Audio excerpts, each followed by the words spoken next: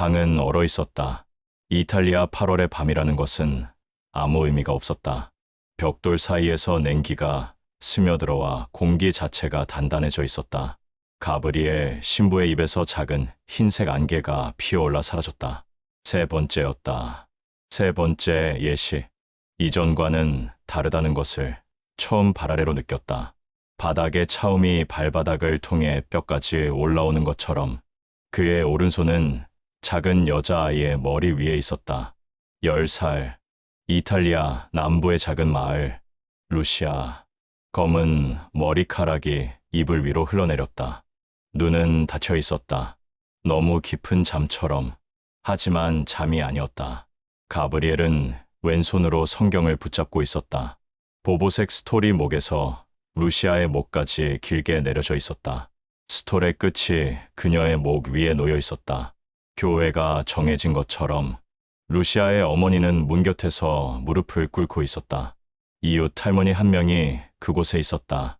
가브리엘은 한 발짝 앞으로 디뎠다. 오른손을 루시아의 머리 위에 올릴 때마다 차움이 올라왔다.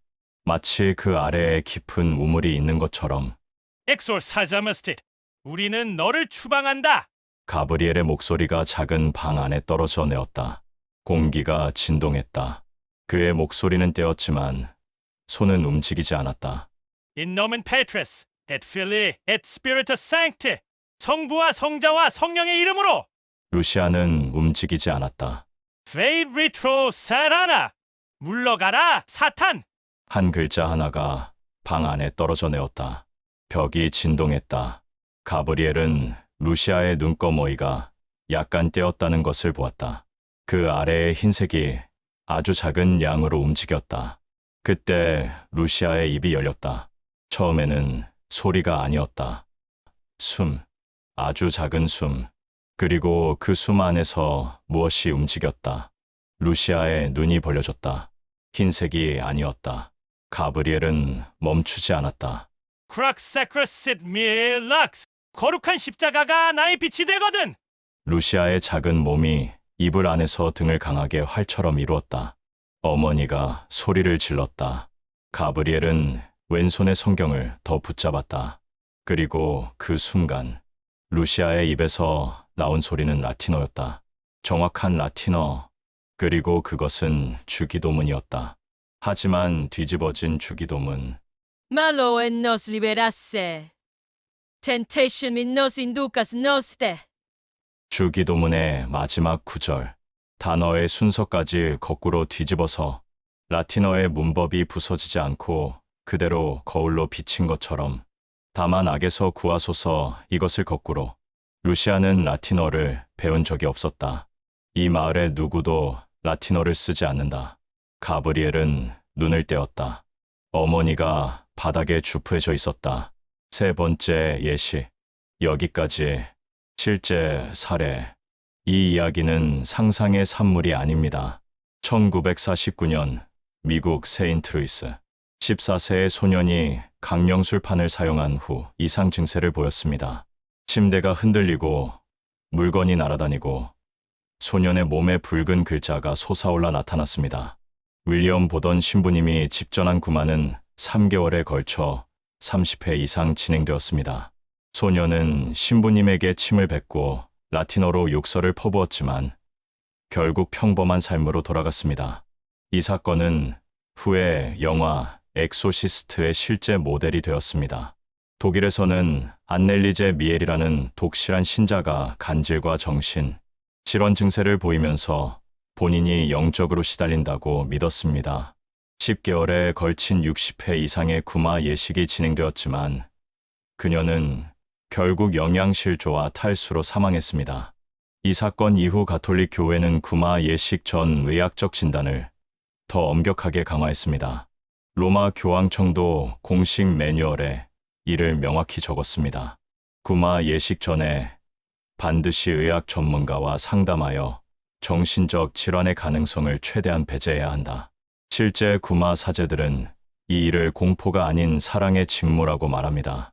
그리고 라파엘 신부님의 이야기도 그것에서 시작됩니다. 성당 옆에 작은 집. 시작은 작은 것이었다. 아주 작은 것. 한국 시골의 작은 마을. 성당이 하나 있었다. 마을 전체에서 유일한 것.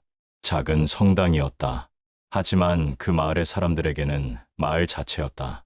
라파엘의 본명은 이민수. 민수는 그 성당에 붙은 작은 집에서 태어났다. 집은 작았다. 정말로 작았다. 성당의 벽에 붙어서 세워진 것이었다. 방 하나, 부엌 하나, 그리고 작은 문 하나로 연결되는 통로가 있었다. 그 통로를 지나면 성당의 뒷문이었다. 민수의 가정은 가난했다. 아버지는 마을의 작은 논밭을 가지고 있었지만 그것 하나로는 가족을 먹이기 어려웠다. 어머니는 마을의 여러 집을 돌아다니며 일을 했다. 성당의 사제는 김가우 신부님이었다. 20년이 넘었던 분. 민수의 가정을 돕고 있었다. 쌀을 주고 때로는 기름값까지 내주었다. 하지만 그것보다도 더 중요한 것이 있었다. 민수는 성당 뒷문을 열고 들어가는 것을 좋아했다. 아무 이유 없이 아무것도 하지 않는 것이었다. 신발을 벗고 바닥에 앉아서 조용히 있었다. 아무것도 하지 않아도 괜찮았다. 성당의 공기가 밖과 달라진다는 것을 느꼈다. 차갑지도 더럽지도 않은 것. 그냥 깊은 것. 민수는 그 깊은 것 안에서 오래 앉아 있었다. 어머니가 민수에게 물었다. 민수야, 왜 거기 가는 거야? 민수는 답하지 않았다. 어머니는 더 물어보지 않았다.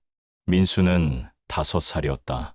여름의 끝에 성당의 작은 마루 위에서 잠들었었다.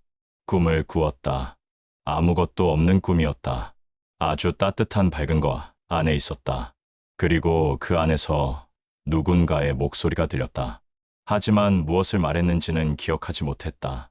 민수가 7살이었을 때 김가우 신부님은 한 번 이야기를 꺼내었다. 조용한 저녁, 성당 안에서 둘이 앉아 있었다.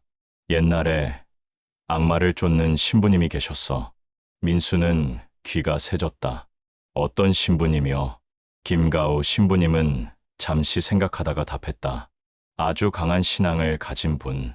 악마가 사람의 몸 안에 들어가면 그분이 가셔서 기도로 내보내는 일을 하셨지.